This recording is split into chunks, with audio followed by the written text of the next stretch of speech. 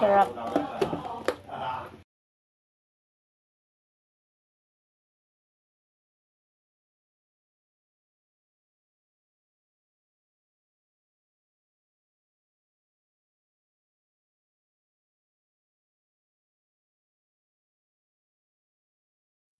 Isa po ito sa lulutuin kong hapunan namin ngayong gabi. Itong alupihang dagat. Lulutuin ko po siya ng 10 minutes. Pakukuluan ko with ginger and spring onion. So, madaling-madali lang yung pagluluto ng alupihang dagat dito sa Hong Kong. Hindi po sila maarte. So, ngayon ay lalagyan na natin ng tubig.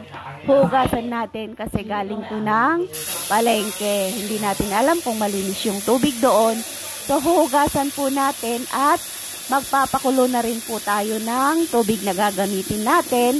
Lalagyan po natin ng luya at saka spring onion. So, eto na po yung ating ready ng alupihang dagat. At ayan, luluto na natin. Nagboil na kasi yung ating tubig.